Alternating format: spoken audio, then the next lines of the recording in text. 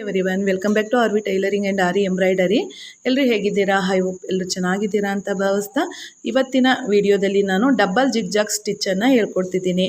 ನಿನ್ನೆ ವಿಡಿಯೋದಲ್ಲಿ ನಾನು ಜಿಗ್ಜಾಗ್ ಸ್ಟಿಚ್ ವಿತ್ ಜರಿ ಥ್ರೆಡ್ಡಲ್ಲಿ ಹಾಗೂ ಇಲ್ಲಿ ನೋಡ್ತಾ ಇರ್ಬೋದು ಜರಿ ಥ್ರೆಡ್ಡಲ್ಲಿ ಹಾಗೂ ಸಿಲ್ಕ್ ಥ್ರೆಡ್ಡಲ್ಲಿ ಹೇಳ್ಕೊಟ್ಟಿದ್ದೆ.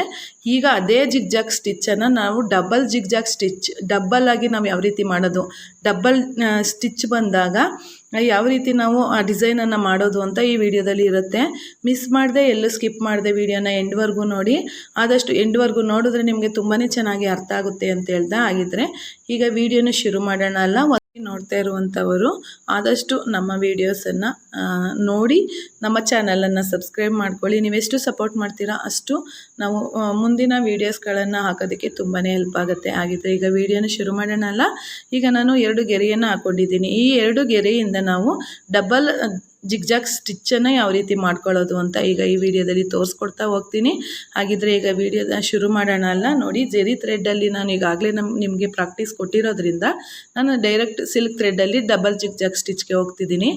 ನೋಡಿ, ಇದಕ್ಕೆ ಏನು ಹೇಳ್ತೀವಿ? ಡಬಲ್ ಜಿಗ್ಜಾಗ್ ಸ್ಟಿಚ್ ಅಂತ ಹೇಳ್ತೀವಿ. ಹಾಗಿದ್ರೆ ಈಗ ವಿಡಿಯೋನ ಶುರು ಮಾಡೋಣ ಬನ್ನಿ. ಈಗ 2 ಎಳೆ ದಾರನ ಗಂಟಾಗಿ ಇಟ್ಕೋಬೇಕು. ಇಟ್ಕೊಂಡಾದ ನಂತರ ನೋಡಿ, ಇಲ್ಲಿಂದ ಈ ಪಾಯಿಂಟ್ ಏನಿದೆಯಲ್ಲ ಕಾಣಿಸ್ತಿದೆಯಾ, ಈ ಪಾಯಿಂಟ್ಗೆ ದಾರನ ಹಾಕಿ ನೋಡಿ, ಈ ರೀತಿ ದಾರನ ಮೇಲೆ ಎತ್ಕೋಬೇಕು. ಎತ್ಕೊಂಡಾಯ್ತಲ್ವ. ಈಗ ನಾವೇನು ಮಾಡಬೇಕು, ಇದಕ್ಕೆ ಒಂದು ಲಾಕನ್ನು ಕೊಡಬೇಕು. ನೀವು ಯಾವುದೇ ಸ್ಟಿಚ್ಚನ್ನು ಸ್ಟಾರ್ಟ್ ಮಾಡಿ ಅಥವಾ ಎಂಡ್ ಮಾಡಿ ನೀವು ಇದನ್ನು ಮಾಡಲೇಬೇಕಾಗತ್ತೆ, ಕಂಪಲ್ಸರಿ ಮಾಡಬೇಕು. ನೋಡಿ, ಈಗ ಇದಕ್ಕೆ ನಾನು ಪಾಯಿಂಟನ್ನು ಹಾಕಿ ನಿಮಗೆ ತೋರಿಸ್ಕೊಡ್ತಾ ಇಲ್ಲ, ಪಾಯಿಂಟ್ ಏನಿಲ್ಲ. ನೀವು ಪಾಯಿಂಟನ್ನೇ ಹಾಕೊಂಡು ಸ್ಟಾರ್ಟಿಂಗ್ ಅಷ್ಟೇ ನೀವು ಪಾಯಿಂಟನ್ನು ಹಾಕೋಬೇಕು. ನೋಡಿ, ನಮಗೆ ಕಣ್ಣು ಅಳ್ತಲೇ ಗೊತ್ತಾಗ್ಬಿಡುತ್ತೆ. ಇಷ್ಟು ಡಿಸ್ಟೆನ್ಸ್ಗೆ ನಾವು ಸ್ಟಿಚ್ಚನ್ನು ಮಾಡಿದ್ರೆ ಅದು ಮೆಜರ್ಮೆಂಟ್ ನೀಟಾಗಿ ಬರುತ್ತೆ ಅನ್ನುವಂಥದ್ದು ನಿಮಗೆ ಪ್ರಾಕ್ಟೀಸ್ ಆಗ್ತಾ ಗೊತ್ತಾಗುತ್ತೆ. ಆ ರೀತಿಯೇ ಟ್ರೈ ಮಾಡಿ. ನೋಡಿ, 2 ದಾರನೂ ನೀಟಾಗಿ ಹ್ಯಾಂಡಲ್ ಮಾಡಬೇಕಾಗತ್ತೆ. ನೋಡಿ, 2 ದಾರನೂ ಒಂದು ಬಿಟ್ಟರೆ ಒಂದು ಅದು ಡಿಸೈನ್ ಹಾಳಾಗತ್ತೆ. ಅದಕ್ಕೋಸ್ಕರ 2 ದಾರನೂ ಒಂದೇ ರೀತಿ ಹ್ಯಾಂಡಲ್ ಮಾಡ್ಕೊಂಡು ಹೋಗಬೇಕು. ಈಗ ಈ ಜಿಗ್ಜಾಗ್ ಸ್ಟಿಚ್ಚನ್ನೇ ತೋರಿಸ್ತಿದ್ದೀರಾ ಅಂತ ಕೇಳ್ಬೋದು ನೀವು. ಈ ಫುಲ್ ಇದು ಎಂಡ್ ಆದ ನಂತರ ನಾನು ಡಬಲ್ ಸ್ಟಿಚ್ಚನ್ನು ಹೇಗೆ ಮಾಡ್ತೀನಿ ಅನ್ನುವಂಥದ್ದೇ ಇದರಲ್ಲಿ ಒಂದು ಸಾರಾಂಶ ಅಂತಲೇ ಹೇಳ್ಬೋದು. ನೋಡಿ, ಈಗ ಒಂದು ಜಿಗ್ಜಾಗ್ ಸ್ಟಿಚ್ಚನ್ನು ಮಾಡ್ತಿದ್ದೀನಿ. ಇದಕ್ಕೆ ನಾವು ಡಬ್ಬಲ್ ಯಾವ ರೀತಿ ಮಾಡ್ಕೊಳ್ಳೋದು ಅಂತ ಈಗ ಕೊನೆವರೆಗೂ ನಾನು ಅದಕ್ಕೆ ಹೇಳಿದ್ದು.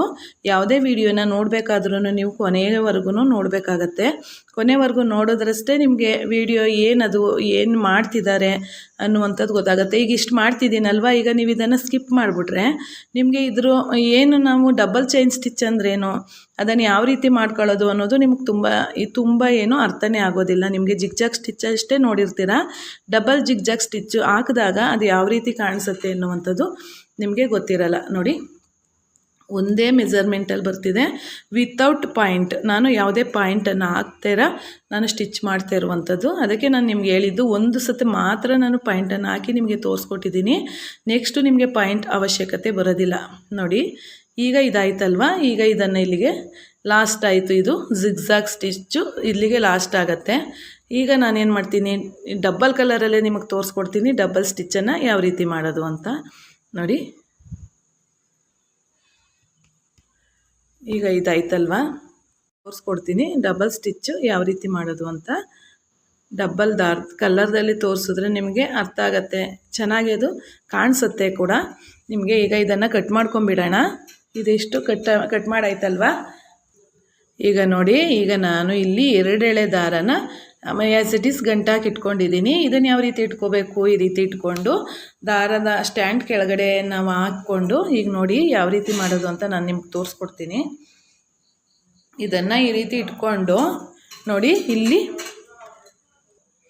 ಈಗ ಇಲ್ಲಿ ಏನು ಫಸ್ಟ್ ಪಾಯಿಂಟ್ ಏನಿದೆಯಲ್ಲ ಈ ಮೇಲ್ಗಡೆ, ಈಗ ಇಲ್ಲಿ ನಾವು ಇಲ್ಲಿಂದ ಶುರು ಮಾಡ್ಕೊಂಡಿದ್ವಿ ಅಲ್ವಾ. ಈಗ ನಾವೇನು ಮಾಡಬೇಕು, ಈಗ ಅದರ ಆಪೋಸಿಟ್ ಲೈನ್ ಏನಿದೆಯಲ್ಲ, ಆಪೋಸಿಟ್ ಲೈನಿಂದ ನಾವು ಡಬಲ್ ಸ್ಟಿಚ್ಚನ್ನು ಮಾಡೋದಕ್ಕೆ ಶುರು ಮಾಡ್ಕೋಬೇಕಾಗತ್ತೆ. ಇಲ್ಲಿ ನೋಡಿ, ಈ ಪಾಯಿಂಟ್ ಏನಿದೆ ಈ ಪಾಯಿಂಟ್ಗೆ ಹಾಕಿ ಈಗ ಈ ರೀತಿ ದಾರನ ಎಳ್ಕೊಳ್ಳಿ. ಮೇಲ್ಗಡೆಗೆ ದಾರನ ಎಳ್ಕೊಂಡು ಅಲ್ಲೊಂದು ಲಾಕನ್ನು ಮಾಡ್ಕೋಬೇಕು. ನೋಡಿ, ಈ ರೀತಿ ದಾರನ ಲಾಕ್ ಮಾಡ್ಕೊಳ್ಳಿ. ಫಸ್ಟ್ ಆ್ಯಂಡ್ ಲಾಸ್ಟ್ ದಾರನ ನಾವು ಏನು ಮಾಡಬೇಕು, ನಾನು ಏನು ಹೇಳಿದ್ದೀನಿ, ಲಾಕ್ ಮಾಡೋದನ್ನು ಮರಿಬಾರ್ದು. ಇಲ್ಲಿ ನೋಡಿ, ಇಲ್ಲಿಂದ ಇಲ್ಲಿಗೆ ಲಾಕ್ ಮಾಡ್ಕೊಂಡಿದ್ದಾದ ನಂತರ ಇದ್ರ ಆಪೋಸಿಟ್ ಇಲ್ಲೇನು, ಇಲ್ಲಿ ನೋಡಿ, ಈಗ ನಾವು ಇಲ್ಲಿಂದ ಇಲ್ಲಿಗೆ ಸ್ಟಿಚ್ ಹಾಕಿದ್ವಿ. ಈಗ ಇದನ್ನು ಆಪೋಸಿಟ್ ಇಲ್ಲಿಂದ ಇಲ್ಲಿಗೆ ಸ್ಟಿಚ್, ಪುನಃ ಇಲ್ಲಿಂದ ಇಲ್ಲಿಗೆ ಸ್ಟಿಚ್. ನೀವು ನೋಡ್ತಾ ಹೋಗಿ, ನಾನು ಮಾಡ್ತೀನಿ. ಈಗ ನೋಡಿ, ಆ್ಯಸ್ ಇಟ್ ಈಸ್ ಚೈನ್ ಸ್ಟಿಚ್ಚನ್ನು ಹಾಕ್ಕೊಳ್ಳೋದು, ಅದಕ್ಕೆ ಒಂದು ಪುಟಾಣಿ ಲಾಕನ್ನು ಮಾಡ್ಕೊಳ್ಳೋದು. ಲಾಕ್ ಮಾಡಿದ್ರಷ್ಟೇ ಅದು ಕ್ಲಾರಿಟಿ ಗೊತ್ತಾಗುವಂಥದ್ದು. ನೋಡಿ, ಸೆಂಟರ್ಗೆ ಬರಬೇಕು. ಈ ಸೆಂಟರ್ಗೆ ಬಂದಾಗ ನಾನು ಒಂದೇ ದಾರದಲ್ಲಿ ತೋರಿಸ್ಬೋದಿತ್ತು, ನಿಮಗೆ ಗೊತ್ತಾಗಲಿ ಒಂದೇ ದಾರದಲ್ಲಿ ಅಷ್ಟು ಇದಾಗಿ ಕಾಣಿಸೋದಿಲ್ಲ. ಅದಕ್ಕೋಸ್ಕರ ನೋಡಿ, ಇದನ್ನು ಇಲ್ಲಿಗೆ ಹಾಕ್ಬಿಟ್ಟು ಪುನಃ ಇಲ್ಲಿ ಲಾಕ್ ಮಾಡ್ಕೋಬೇಕು. ಗೆರೆಯಿಂದ ಆಚೆ ಹೋಗಬೇಡಿ, ಗೆರೆ ಒಳಗಡೆನೆ, ಗೆರೆ ಮೇಲೆ, ಒಳಗಡೆ ಅನ್ನೋದಕ್ಕಿಂತ ಗೆರೆ ಮೇಲ್ಗಡೆ ನೀವು ಲಾಕನ್ನು ಮಾಡ್ಕೊಳ್ಳೋದ್ರಿಂದ ತುಂಬಾ ಚೆನ್ನಾಗಿ ಕಾಣಿಸುತ್ತೆ. ನೋಡಿ, ತಿರುಗಿಸ್ಕೋಬೇಕು. ನಾನು ಯಾವ ರೀತಿ ಇದನ್ನು ಹ್ಯಾಂಡಲ್ ಮಾಡ್ತಿದ್ದೀನಿ ಅಂತ ನೋಡ್ಕೊಳ್ಳಿ. ನೋಡಿ, ಈ ರೀತಿ ನೋಡ್ತಾ ಇರ್ಬೋದು.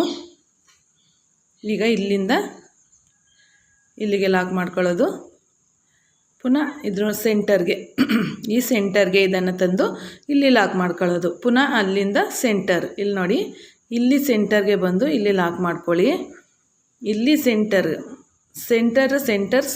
ಎಲ್ಲಿ ಮಧ್ಯ ಬರುತ್ತೆ ನೋಡಿ, ಆ ಮಧ್ಯಕ್ಕೆ ಲಾಕನ್ನು ಮಾಡ್ಕೊಳ್ಳೋದು. ಚೈನನ್ನು ಹಾಕ್ಕೊಂಡು ಆ ಚೈನ್ಗೊಂದು ಲಾಕನ್ನು ಮಾಡ್ಕೊಳ್ಳುವಂಥದ್ದು. ಇದಕ್ಕೆ ಏನು ಹೇಳ್ತೀವಿ, ಡಬಲ್ ಜಿಗ್ಜಾಗ್ ಸ್ಟಿಚ್ ಅಂತ ಹೇಳ್ತೀವಿ. ಈಗ ನೋಡಿ, ಈ ಸ್ಟಿಚ್ಚನ್ನು ನಾವು ನೆಕ್ ಲೈನಿಗೆ ಮಾಡಿ ಮಧ್ಯೆ ಏನು ಗ್ಯಾಪ್ ಇದೆಯಲ್ಲ, ಅಲ್ಲಿಗೆ ಒಂದು ಸ್ಟೋನನ್ನು ಪೇಸ್ಟ್ ಮಾಡಿಬಿಟ್ರೆ ಆಯಿತು. ಆ ಸ್ಟೋನೇನು ಸ್ಟಿಚ್ ಮಾಡಬೇಕು ಅನ್ನುವಂಥದ್ದು ಏನಿಲ್ಲ. ಈಗ ನೋಡಿ, ಇಲ್ಲಿಗೆ ಲಾಕ್ ಆದರೆ ಆಯಿತು.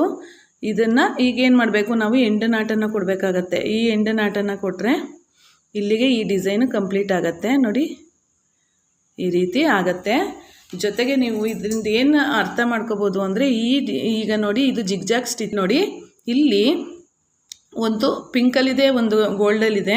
ಈಗ ಇಲ್ಲಿ ನಮಗೆ ಗೋಲ್ಡ್ ಹಾಕಿರೋ ಉದ್ದೇಶ ಏನು ಅಂದರೆ, ಅದು ಕಲರ್ಫುಲ್ಲಾಗೂ ಕಾಣಿಸ್ಬೇಕು, ನಿಮಗೆ ಕ್ಲಾರಿಟಿ ಗೊತ್ತಾಗಬೇಕು ಯಾವ ರೀತಿ ಬಂದಿದೆ, ಜಿಗ್ಜಾಗು ಯಾವ ರೀತಿ ಬಂದಿದೆ ಅನ್ನುವಂಥದ್ದು ನಿಮಗೆ ಗೊತ್ತಾಗಬೇಕು. ಅದಕ್ಕೋಸ್ಕರ ನಾನು ಇದನ್ನು ಡಬಲ್ ಕಲರಲ್ಲಿ ತೋರಿಸ್ಕೊಟ್ಟೆ.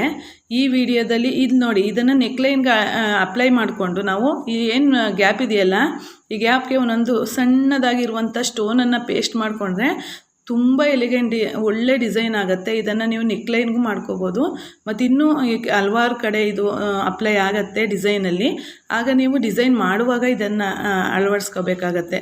ಹಾಗಿದ್ದರೆ ಈಗ ವಿಡಿಯೋ ನೋಡಿದ್ರಲ್ಲ, ಈ ವಿಡಿಯೋ ನೋಡಿ ನಿಮ್ಮ ಅನಿಸಿಕೆ ಅಭಿಪ್ರಾಯನ ಖಂಡಿತವಾಗ್ಲೂ ಕಮೆಂಟ್ ಬಾಕ್ಸಲ್ಲಿ ತಿಳಿಸಿ. ನಾನು ಪದೇ ಹೇಳ್ತಿದ್ದೀನಿ, ಆದಷ್ಟು ಈ ವಿಡಿಯೋನ ನಿಮ್ಮ ಫ್ರೆಂಡ್ಸ್ ಆ್ಯಂಡ್ ಫ್ಯಾಮಿಲಿಗೆ ಶೇರ್ ಮಾಡಿ.